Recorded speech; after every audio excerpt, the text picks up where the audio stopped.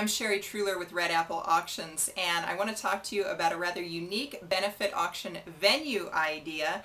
And this came about actually sort of as an emergency. I've got a client who is having a benefit auction every year in early December. It's an auction luncheon. And last year she had reserved space at this restaurant. But a couple of weeks ago, she got a call from the restaurant that they had been using a new reservation system.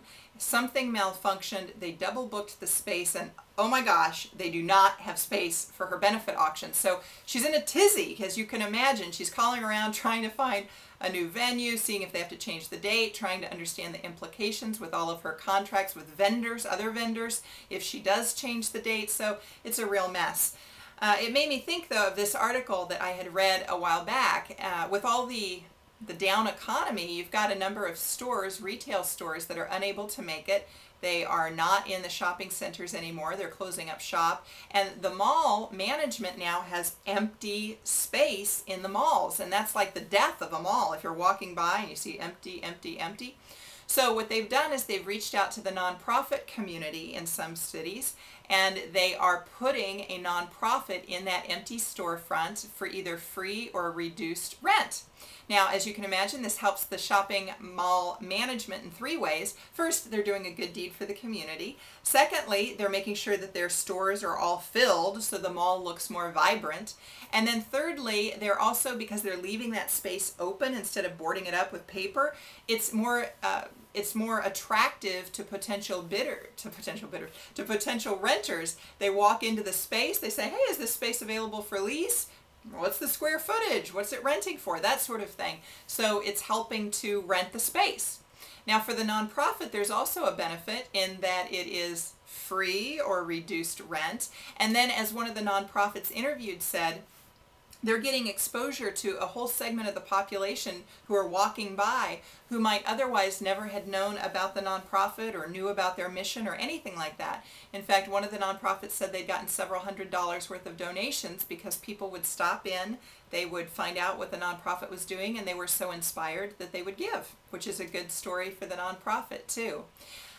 The disadvantage is that if that space does get leased and the nonprofit is in there for free, that they have a very short period of time to get out of the space. In fact, I think in one case it was like 3 days, which is a pretty short turnaround.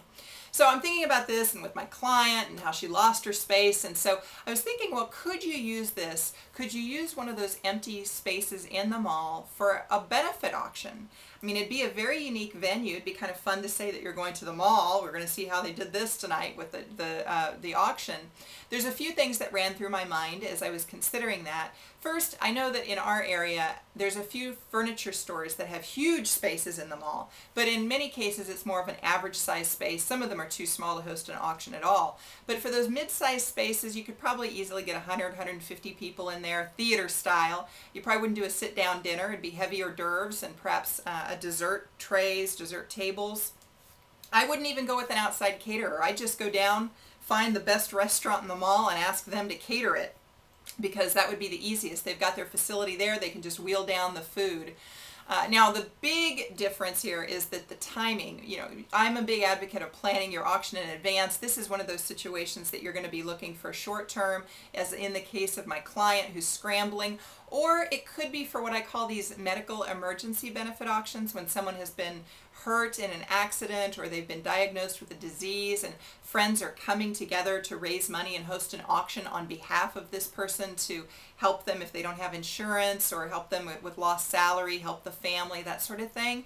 This might be a perfect opportunity for them because those are usually turned around in about a 2-week period time. So that would work for them as well.